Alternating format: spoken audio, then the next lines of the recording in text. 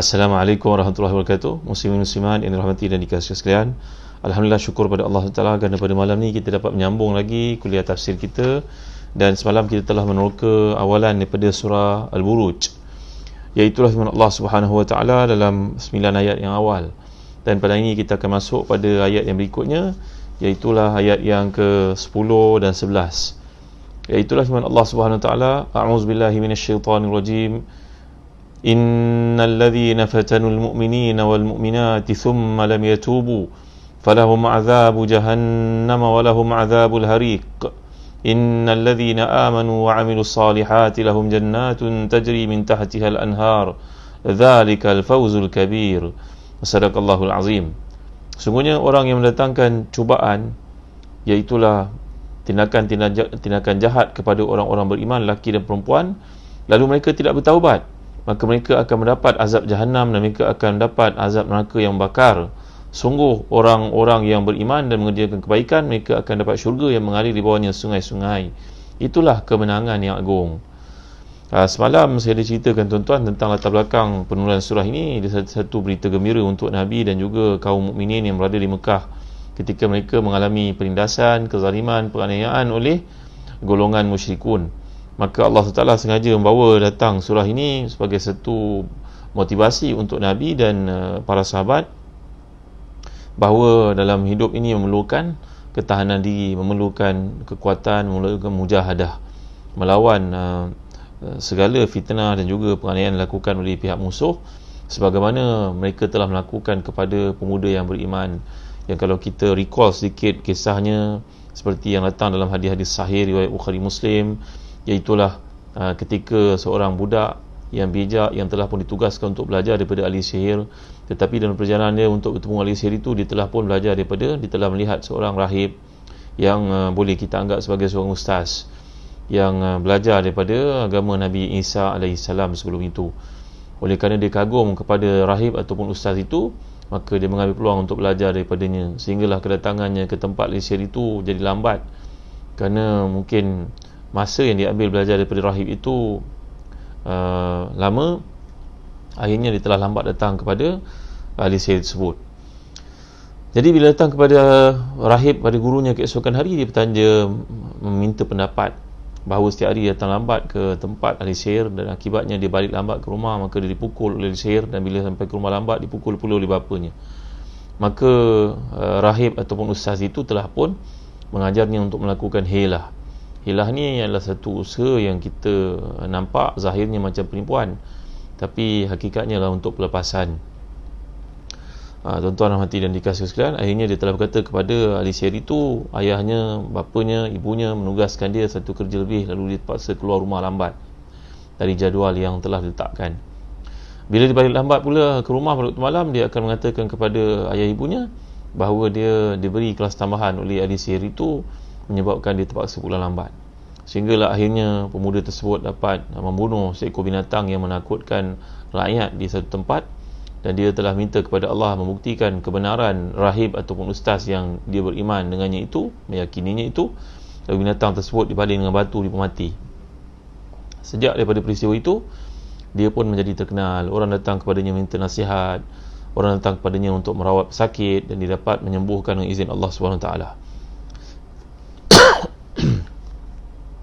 Jadi akhirnya dia telah pun menyembuhkan mata seorang wazir yang buta. Lalu perkara tersebut menimbulkan rasa kagum kepada raja. Raja bertanya, bagaimana engkau boleh sembuh? Dia mengatakan, Allah yang telah menyembuhkan aku. Maka raja menjadi marah, berang, dan bertanya, daripada mana engkau beriman Tuhan ini? Jawapan wazir tersebut, aku beriman dengan Tuhan budak tersebut. Maka budak itu telah pun dibawa ke muka pengadilan, dan bila dibawa ke muka pengadilan oleh raja yang zalim yang mengaku sebagai Tuhan itu, akhirnya ustaznya pun ditangkap, rahib itu telah pun digergaji kepalanya sehingga mati syahid. Kemudian muda tersebut telah dibawa ke bukit yang tinggi oleh kumpulan tentera diraja untuk dibunuh, kerana bimbang pengaruhnya mengatakan ada Tuhan selain daripada dia sendiri, selain daripada raja itu. Tapi alangkah terkejutnya raja bila melihat pemuda itu selamat. Dia pulang ke istana berjumpa dengan raja, sedangkan tentera-tentera yang ditugaskan semuanya maut. Kemudian dia dibawa ke laut dengan sekumpulan tentera untuk dibuang ke dalam laut, dikaramkan, dihanyutkan, dilemaskan, Tapi alangkah terkejutnya, tentera-tentera pula yang mati, dia selamat datang pula semula ke daratan. Akhirnya raja tidak ada pilihan melainkan mendengar cakap dia sendiri, mengumpulkan rakyat jelata. Lalu raja telah pun menyebut dengan nama Allah, dengan nama Tuhan budak ini. Barulah dipanah, dilepaskan panah, dan barulah budak muda itu mati. Melihat kebenaran pemuda tersebut, sekalian yang hadir, rakyat jelata semuanya beriman kepada Allah SWT, dan raja menjadi marah. Raja telah menggali parit. Itulah sebab dinamakan surah ini dengan surah Al-Buruj, iaitulah gugusan bintang-bintang yang Allah bersumpah dengannya untuk menceritakan Ashabul Ukhdud, orang yang menggali parit untuk membinasakan, membunuh, menganiaya, membakar hidup-hidup sekalian kaum mukminin itu. Maka ini sedikit latar belakang surah Al-Buruj untuk kita faham. Dan kemudian Allah menjelaskan pada ayat ke-10, sungguhnya orang yang mendatangkan cubaan, iaitu menganiaya orang-orang beriman lelaki dan perempuan, lalu mereka tidak bertaubat, maka mereka akan mendapat azab Jahannam, dan mereka mendapat azab neraka yang bakar. Di sini kata para ulama, contohnya Hasan Basri ketika mentafsirkan ayat ini berkata, alangkah sempurnanya kelembutan, kesopanan, kemuliaan, peradaban yang Allah ajar kepada kita. Walaupun mereka melakukan dosa-dosa besar, tapi masih ada peluang untuk bertaubat kepada Allah SWT. Bayangkan mereka telah bunuh begitu ramai umat Islam, lalu Allah menceritakan di sini ada peluang untuk bertaubat lagi. Masya Allah, tabaraka wa ta'ala. Maka seseorang di kalangan kita melakukan dosa-dosa, tuan-tuan, walau besar macam mana sekalipun, ingatlah Allah Maha Pengasih, Maha Penyayang, Maha Pengampun. Janganlah kita menceritakan aib atau maksiat yang pernah kita lakukan, kerana itu Nabi nyatakan sebagai mujahara bisu. La yuhibbullahu al-jahra bisu min qawli illa man zulim. Allah tidak suka kepada orang yang mendedahkan pengalaman lampaunya ataupun aktiviti dulu-dulunya ketika jahiliah. Dia menceritakan tentang buatan-buatan haram yang dilakukan. Itu tidak dibenarkan dalam Islam. Ia akan menyebabkan menjemput orang lain untuk turut melakukan dosa sepertinya. Ia berbangga-bangga untuk melakukan maksiat kepada Allah dalam keadaan menceritakan aibnya ataupun maksiat yang pernah dilakukan. Maka dalam ayat ini, kalau kita perhatikan kaitannya, correlationnya dengan bahagian yang sebelum tadi, iaitulah Allah memberikan gambaran berita gembira kepada sekalian orang yang bersalah, adanya pintu taubat terbuka. Jadi dalam kita nak bertaubat ni, tuan-tuan, adalah betul-betul adalah langkah-langkah yang telah diletakkan. Sebagai contohnya taubat nasuha, penyesalan disertakan dengan keazaman, disertakan dengan mengembalikan hak kalau ia melibatkan pihak yang lain, kecualilah kalau kita terpaksa menyembunyikan aib yang pernah berlaku. Kalau kita dedahkan, ia akan menambah parah lagi, menyebabkan luka lama berdarah kembali. Sebagai contohnya, dalam satu ayat daripada surah Al-Ahqaf ayat ke-15, bila Allah menceritakan tentang orang yang beriman yang sampai umurnya wa balagha 40 sanatan qala rabbi auzi'ni an ashkura ni'mataka allati an'amta 'alayya wa 'ala walidayya wa an a'mala salihan tardah wa aslih li fi dhurriyyati inni tubtu ilayka wa inni minal muslimin ulaika alladhina taqabbalu anhum ahsana ma 'amilu wa tajawazu an sayyi'atihim fi ashabil jannah wa 'ada as-sidqi alladhi kanu yu'adun. Ayat ni menceritakan tentang manusia sepatutnya berusaha untuk memperbaiki diri bila umurnya masuk kepada 40. Kerana 40 ni transition period. Kebanyakan para utusan Tuhan, Rasulullah, diutuskan pada usia 40. Seperti Nabi kita Muhammad sallallahu alaihi wasallam, seperti Nabi Musa, seperti Nabi Yusuf dan sebagainya. Jadi bila sampai 40 tahun, sepatutnya kita berusaha untuk menambah akaun akhirat kita. Satu hari ketika Abdullah bin Abbas berada di masjid mengajar anak-anak muridnya, tampillah seorang pemuda. Nampaknya pemuda ini tidak tahu adab dalam bertanya. Dia cuba untuk menjelaskan keadaannya, tapi langkahnya itu memang tersalah dan tak sepatutnya berlaku. Dia terus bertanya kepada Ibn Abbas, wahai sepupu Rasulullah, aku telah melakukan dosa besar. Dosa aku membunuh seorang perempuan. Ceritanya ialah aku minangnya, dia menolak pinanganku. Tiba-tiba aku mendengar orang lain minangnya, dia menerima. Aku menjadi marah, kecewa, hampa. Aku datang, aku bunuh dia. Adakah peluang bagiku untuk bertaubat? Allahu Akbar, Masya Allah, Tabaraka wa Ta'ala. Sepatutnya dia tidak bertanya di khalayak ramai seperti itu. Tapi orang jahil ni, setiap zaman ada orang jahil seperti beliau. Maka Abdullah bin Abbas telah menjawab, ya, bagimu peluang untuk bertaubat selagi matahari belum terbit di barat dan selagi nyawa tidak sampai di kerongkongmu. Lalu dia pun pergi. Abdullah bin Abbas memanggilnya semula dan berkata, adakah ahayun walidak? Adakah ibu ayah kamu masih hidup? Jawapannya, tidak. Maka Ibn Abbas berpesan kepadanya, wa atbihi sayyiatil hasanati tamhuha. banyakkan melakukan perkara-perkara baik, kerana perkara baik akan menghapuskan kejahatan-kejahatan yang kau lakukan. Jadi daripada peristiwa ni tuan-tuan yang dirahmati dan dikasihi sekalian, kalau kita ni memiliki dosa-dosa besar, kita bertaubat di kejauhan malam, bersungguh-sungguh banyakkan amal soleh untuk cover balik semula kesalahan yang pernah kita lakukan. Kalau ia berkaitan dengan orang, contohnya macam membunuh seseorang, ataupun mengumpat, ataupun mencuri barangnya, mungkin bila kita menceritakan perkara tersebut kepadanya tujuan untuk bertaubat, ia tidak menyelesaikan keadaan, kata Imam Ghazali, kata Imam Samarkandi. Ia mungkin akan menyebabkan orang tersebut menjadi marah, kerana ia berkaitan dengan maruah seseorang, tercela. Ada seseorang yang mungkin dalam konteks yang sama ditanyakan, dia pernah berzina dengan isteri orang. La ilaha illallah, astagfirullah, astagfirullahaladzim. Maka bila dia bertaubat, adakah perlu dia berkata kepada suami perempuan tersebut? Tentu tidak boleh, tuan-tuan, kerana ia akan menyebabkan keadaan jadi lebih complicated. Maka ada keadaan dimaafkan untuk kita menceritakan, mengembalikan hak itu kepada yang punya diri. Maka kita banyakkan kebaikan-kebaikan yang boleh menghapus dosa-dosa tersebut, dan kita niatkan pahalanya untuk orang berkenaan. Demikian juga kalau kita mencuri barang orang, dahulu lalai, leka, tak tahu hukum hakam Islam mencuri. Kemudian bila kita dah ada kesalahan untuk bayar balik, orang yang nak kita bayar itu sudah tiada, sudah meninggal dunia, keluarganya pun kita tak dapat nak jejaki, nak trace, maka bagaimana kedudukannya? Fatwa para ulama, hendaklah kita mengira jumlah yang kita curi itu dan sedekahkan kepada anak yatim, kepada masjid, jalan Allah, kepada orang memerlukan. Jangan bagi pada adik-adik pula, tuan-tuan, bagi kepada orang yang memerlukan di luar sana. Dan kemudian bila kita dah bagi kepada mereka ni, kita niatkan pahala untuk orang yang pernah kita aniaya dulu. Kalau dia ada sekalipun, mungkin tak berapa seronok untuk kita beritahu padanya, dulu saya pernah curi barang tuan, sekian banyak. Ia tidak menyelesaikan keadaan, tuan-tuan. Maka ada baiknya kita pegang pada fatwa ini seperti yang dijelaskan oleh Imam Al-Ghazali dalam Ihya Ulumuddin tentang keharusan kita mengembalikan hak orang walaupun tanpa memberitahu kepadanya, dalam konteks taubat nasuha tadi.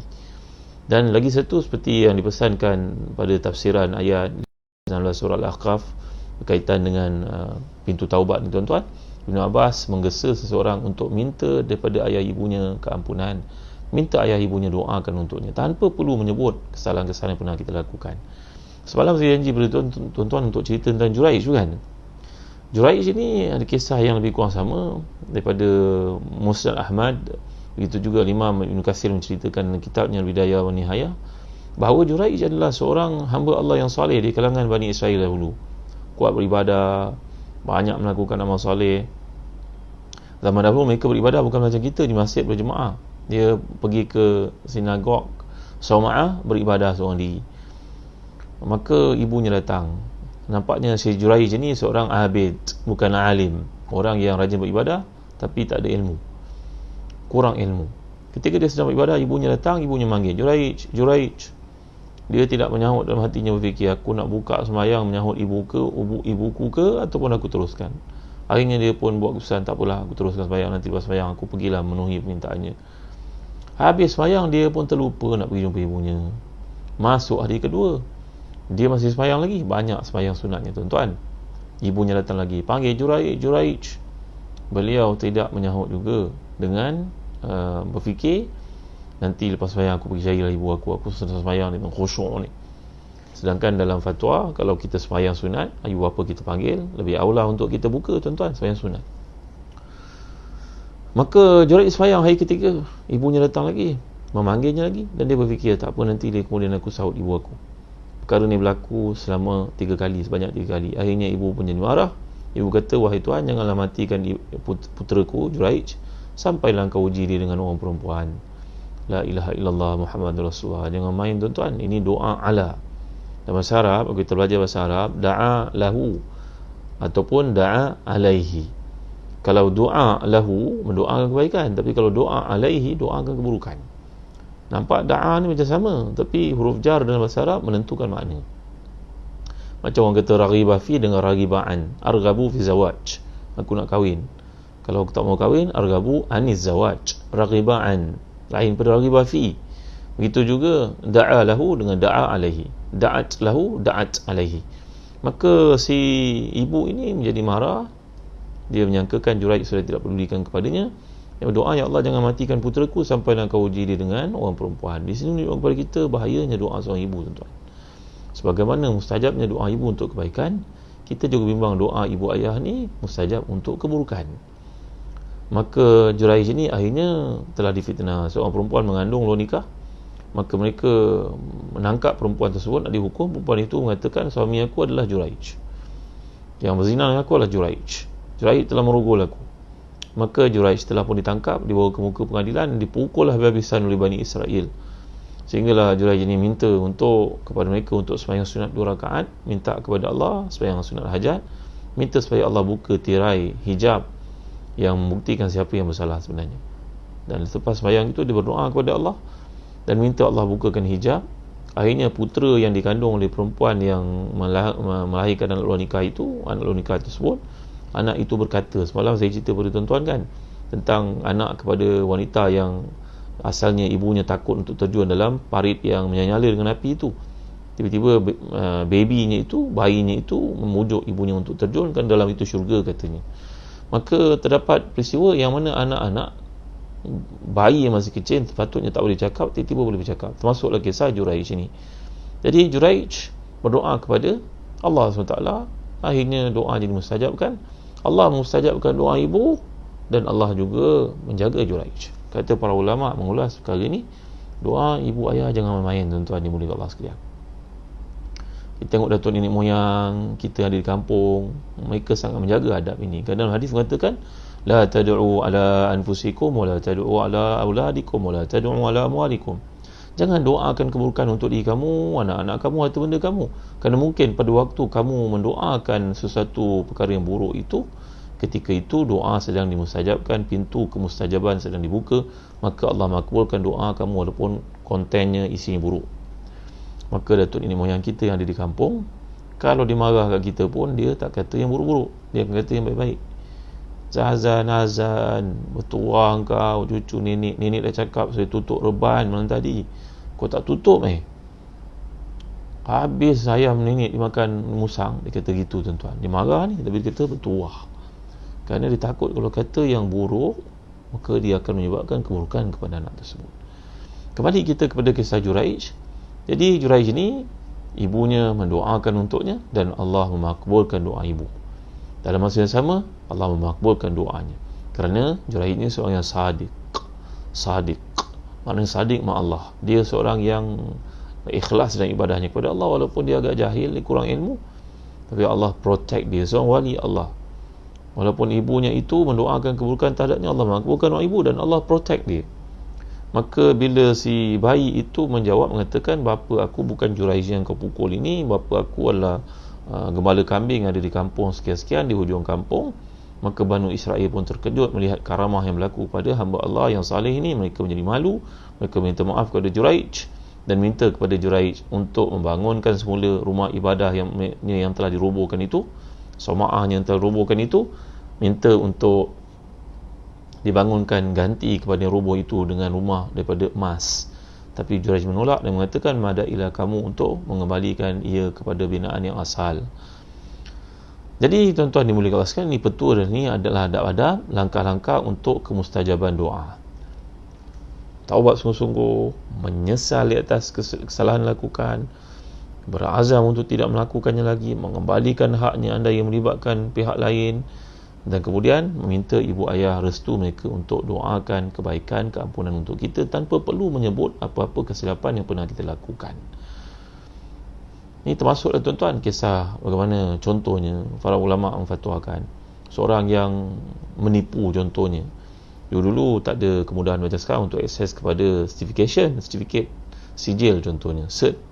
Maka dia pun pulang mengaku yang dia memiliki sijil dalam bidang kedoktoran, tabib, doktor, padahal dia gagal, dia belajar tapi gagal. Maka dia pun claim dia ada sijil dalam kedoktoran, dia buat sijil palsu. Di balik dia pun ambil lah sijil tentu untuk kelayakan dia praktis, buat housemanship dan kemudian jadi doktor.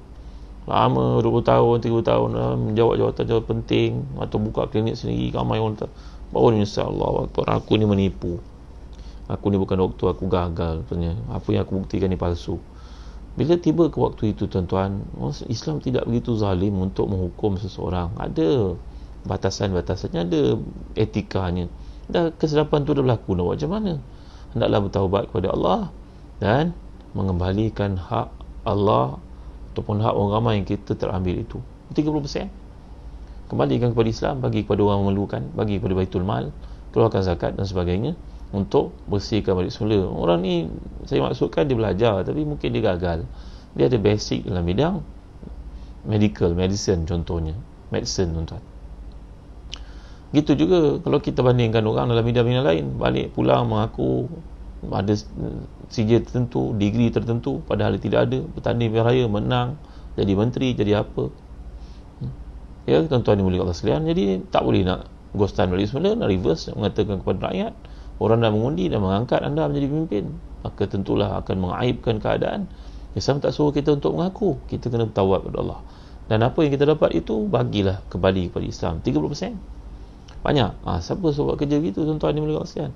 Ya, seumpama seorang yang menaiki kapal, dia ambil wang daripada semua yang haram, beli kapal, kemudian orang semua bekerja dengan dia.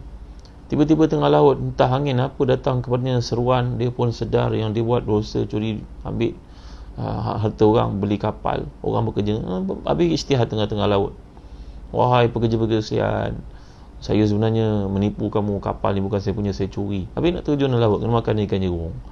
Ini hukum dalam Islam ada etikanya, tak perlu kita sebut pada orang, kita bertawab pada Allah dan kembalikan hak manusia itu 30% kepada Islam balik semula. Tuan-tuan dimuliakan Allah sekalian, ini adalah perkara yang penting untuk kita faham konteks taubat dalam situasi semasa. Saya bukan galakkan orang menipu, tuan-tuan, yang silap faham ya. Ini adalah bagi orang yang telah tersilap langkah. Hukum ni ada yang sebelum berlaku, bila dah berlaku, tengah-tengah berlaku. Islam ni adalah agama praktikal. Dia menyelesaikan kehidupan kita. Islam punya rekod 1400 tahun dalam berbagai bentuk, hadisnya, fiqihnya, tafsirnya, sirahnya. Bukan kuman-kuman nak kena ambil daripada orang lain, tuan-tuan dimuliakan Allah sekalian. Jadi dalam ayat yang telah kita bincangkan ini menunjukkan tentang orang-orang yang beriman. Orang yang telah menganiaya orang beriman itu punya peluang lagi untuk bertaubat kepada Allah. Tengok dalam tafsir Al-Munir yang ada di tangan saya pada masa ini, tuan-tuan, yang saya galakkan tuan-tuan untuk miliki ni sebagai satu investment akhirat ni, saya bacakan untuk tuan-tuan. Berkata Hasan Basri rahimahullah, lihatlah kepada sikap kasih sayang, rahmat, sopan santun, kesantunan, kemuliaan Tuhan, iaitulah orang yang telah membunuh para kekasihnya, tetapi dia mengajak mereka untuk bertaubat dan minta pengampunan. Dan begitu juga kita pada hari ini yang mungkin tersilap melakukan dosa-dosa dan maksiat, apa sekalipun pintu taubat tidak pernah tertutup. Allahu Akbar, Masya Allah, Tabaraka Ta'ala. Indahnya ayat ini yang beri harapan kepada kita, tuan-tuan. Pada hari ini kita kena banyakkan ayat yang semikian untuk kita bisikkan kepada orang yang bersalah di luar sana. Jangan biarkan agama lain yang lebih prihatin untuk mengatakan Tuhan sayang kamu, Tuhan rindu kamu. Padahal Islam mempunyai bab-bab targhib ni ada 80%, kata Imam Ghazali. 80% adalah targhib. Targhib ni mana beri berita gembira. Tarhib itu yang bersifat amaran, yang bersifat ancaman, cuma 20% saja. Kalau dulu kita amat sesuai untuk letakkan di masjid, di surau, semayanglah anda sebelum anda disemayangkan. Letak gambar jenazah di liang lahat macam pucung tu, tuan-tuan. Zaman sekarang dah tak sesuai nak letak ayat seperti itu, kerana orang dah berbeza, tuan-tuan, dengan cabaran dan sebagainya. Letak ayat yang lebih menarik. Contohnya, masjid ini kehilangan ramai orang sejak Ramadan yang lalu. Banyak masjid gantung ayat motivasi macam tu.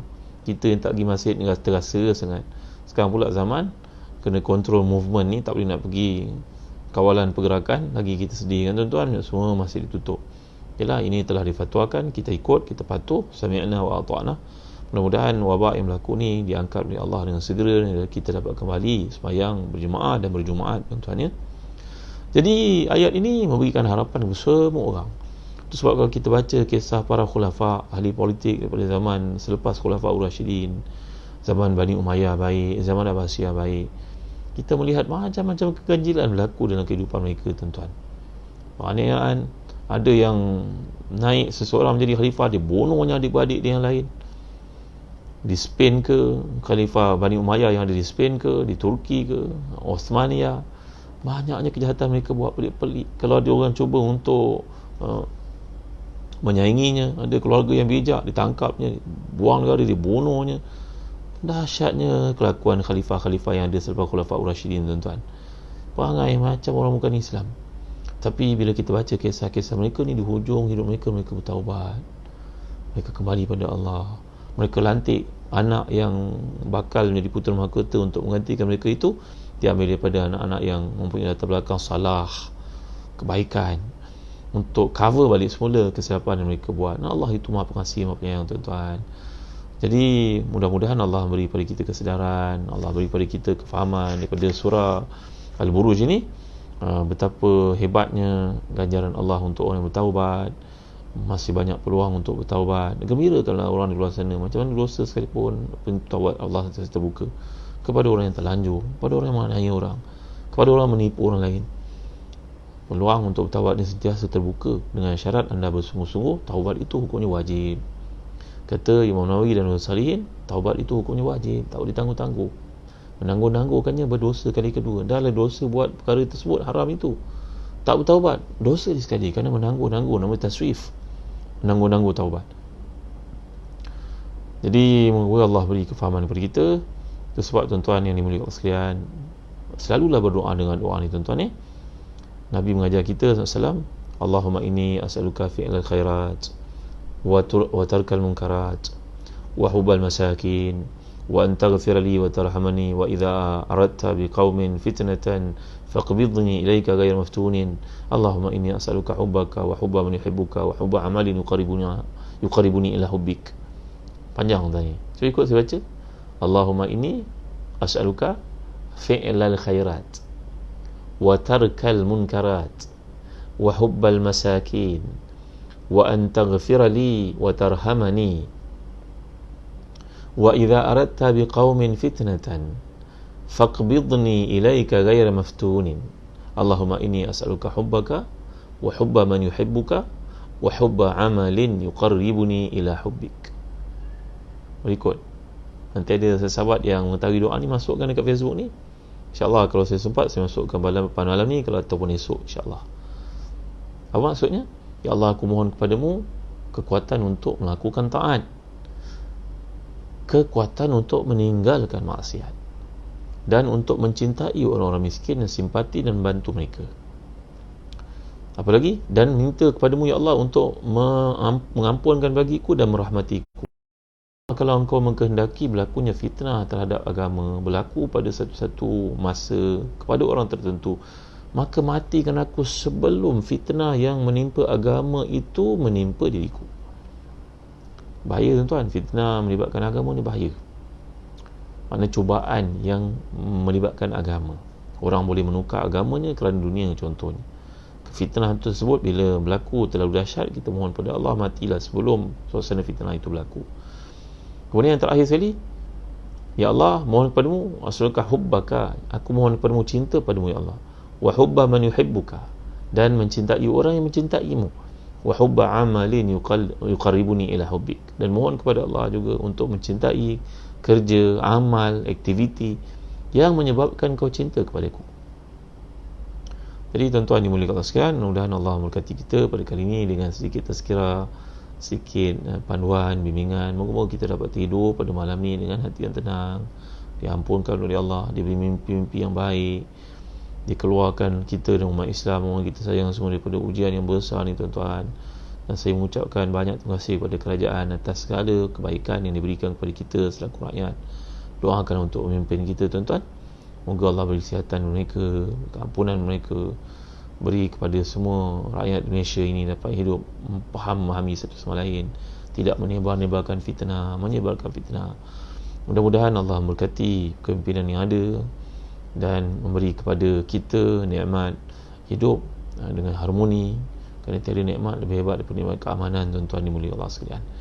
Sekian daripada saya, mudah-mudahan pada malam ni kita dapat tidur tenang dengan doa-doa yang baik, diiringi oleh para malaikat, diberi kepada kita kenikmatan, keselesaan, kebahagiaan, dihilangkan semua rasa tekanan, stres yang berlaku. Dan kita doakan juga untuk doktor-doktor kita, untuk nurse-nurse kita, jururawat kita, untuk tentera, polis yang begitu banyak khidmat bakti mereka kepada kita semua. Ya, wala tabkhasun nas asya'ahum, janganlah kamu meremeh-remehkan kebaikan orang terhadap kamu.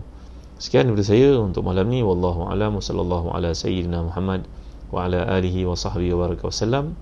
Walhamdulillahi rabbil alamin. Wa barakallahu fikum. Wassalamu alaikum warahmatullahi wabarakatuh.